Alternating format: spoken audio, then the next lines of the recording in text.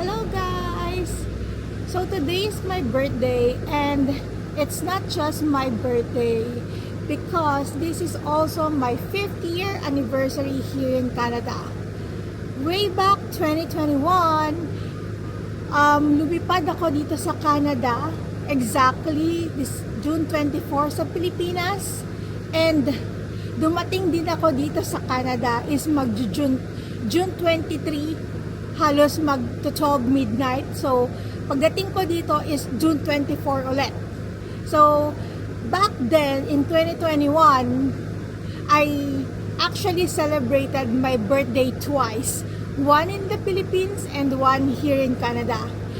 So, I decided na June 24, mag-flight dati noong 2021, papunta dito sa Canada. It's like more of arte and also symbolism as well, na I'm ready to go on the next step. Parang new adventure, new life for me.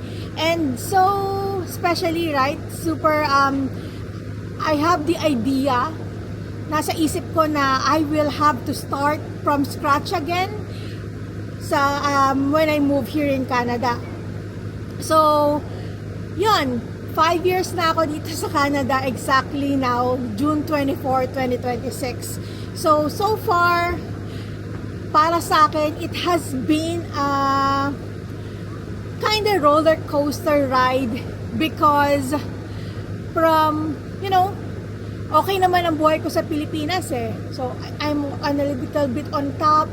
I went going down, going here, not exactly at the bottom, but you need to start somewhere, which is very, hindi siya yung the usual na already buhay ko sa Pilipinas. So, when I came here in Canada, I started, ang pathway ko is a student, so I need to study, and then while studying, I can only work 4 hours a day or 20 hours a week.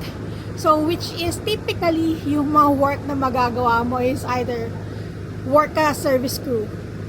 McDonald's, Tim Hortons, Starbucks, or pwede ka rin mag-Uber delivery if yung lugar mo is malapit lang, walking distance sa mga establishment, sa mga food, sa mga shops, restaurants, right? And so, sobrang different siya kung isipin mo sa dati kong work as a IT consultant sa Pilipinas, right?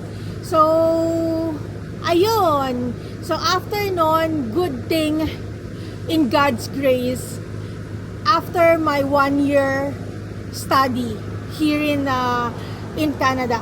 So, by the way pala, nag-study ako sa Seneca College sa Toronto. Sa Toronto ako lumapag that time. And after ko mag-study, I was lucky na I was able to get another IT job.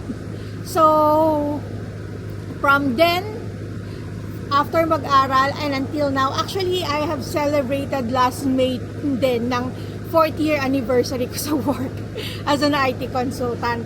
So far, Canada is giving me a good life, and I believe there's so much to be thankful for. And that's all for today. Bye-bye!